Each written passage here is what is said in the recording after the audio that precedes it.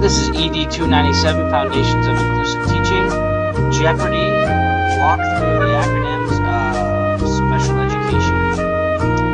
There are a ton of acronyms and specific language used within the field of special education.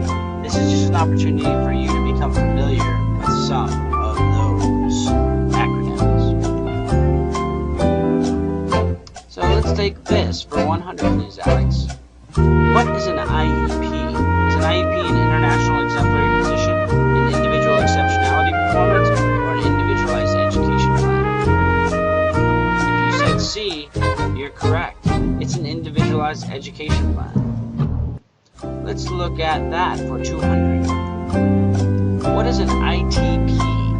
What purpose does it serve? An ITP is an individual transition plan. And this transition plan is developed to make sure students understand what skills and expectations are required for new environments, i.e. a transition from elementary to middle, a transition from middle to high, or a transition from high school to employment. The other for 500. What was the significance of the way that we defined our belongings? How do we define our belongings? If you remember, we often define our world according to what we own rather than what we belong to. So I'm throwing in some other knowledge in here as well. I know, what is EDBD? If you said emotional and behavioral disability, you're correct. For 100, what is the rationale that would support CBE, culture-based education? If you said when students find a relationship between home and school culture, they would be more comfortable at school, you would be correct. When students have role models from their own ethnicity, it helps develop their self-image. When students feel a strong connection to their place, they are more motivated. A culture-based education will support students' communities. CBE also validates students' ethnicity and heritage. For 300. What are some of the factors that may contribute or support to students being identified as needing special education support? That's a tough one. If you are thinking culture, economics, teacher bias, observations, testing, and parental reporting, you would be correct. And those are two opposite ends of the spectrum. Observations, testing, and parental reporting are the positive ones that support students who need help. Culture, economics, teacher bias, and a lack of exposure to material, those are sort of negative ones that don't necessarily mean that a student has a particular disability. The other for 300. Name 3 elements in the circle of courage. Provide a classroom example for 1. 3 elements in the circle of courage.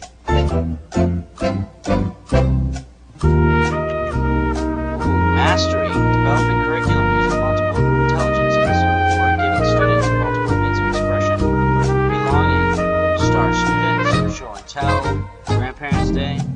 Independence. A choice of assessments, a choice of content. Student question-driven content. Generosity. Service learning projects, inter-age grouping, heterogeneous grouping, or community-based projects. Let's take that for 400. What is a PPT? PPT is a paraprofessional tutor. What is IDEA? IDEA. If you said B, Individuals with Disabilities Education Act, you would be correct. Let's look at what for 100. What does the acronym GT stand for? If you said gifted and talented, you would be correct. I know for 200. What are some of the contributing factors that led to the development of important legislation with regards to individuals with disabilities?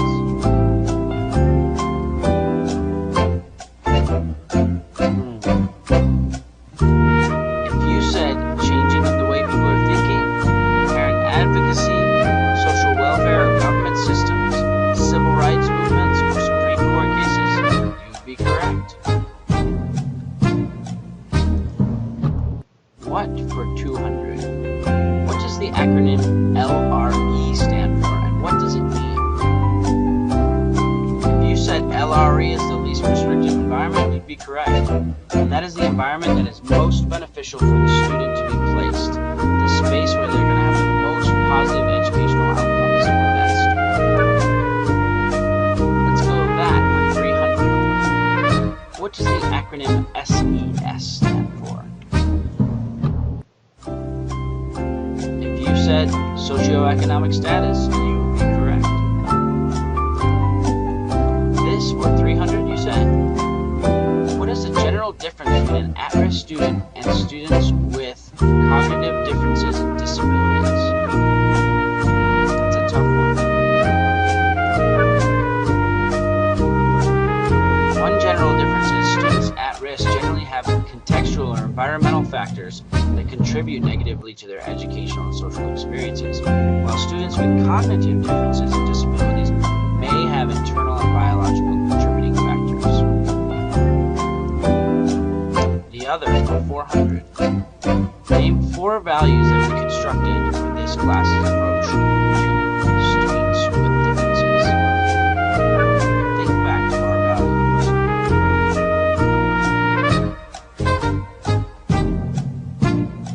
You said equity and equality, empathy, care, patience, knowledge, curiosity, faithfulness, or determination, you would be correct.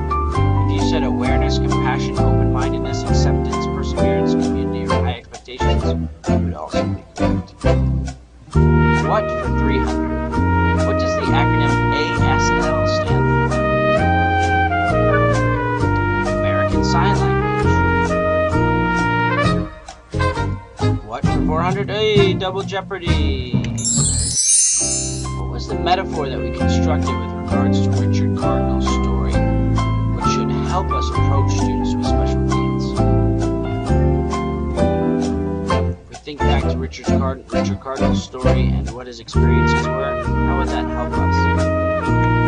You said Richard Cardinal was capable and thoughtful, but in a difficult situation which was not supported by the system. In fact, the system made it worse. We don't want to be contributing to this. For 200. What does the acronym DD stand for? Departmental deposition, disaster development, or developmental delay?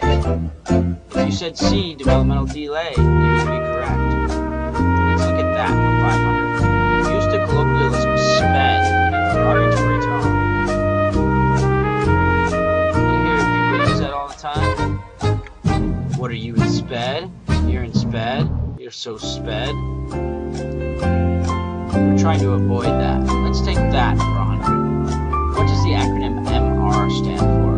Mental retardation, maximum resistance, or mental restraint? If you said A, mental retardation, you would be correct.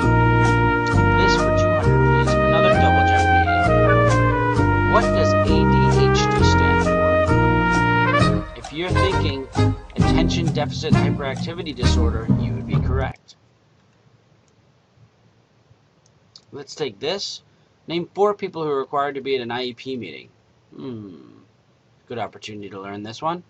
4 people: a parent, administration, special education teacher, regular education teacher. Not always the child, though sometimes that is the case. Let's look at the last couple. What does BIS stand for? BIS. If you said behavioral intervention specialist, you would be correct. What does the acronym PLEP stand for? A PLEP, as it's often called. If you said present levels of educational performance, you would be correct. A couple more here. What does the acronym TBI stand for? If you said C, traumatic brain injury, you would be right. The last two, what is CSSS?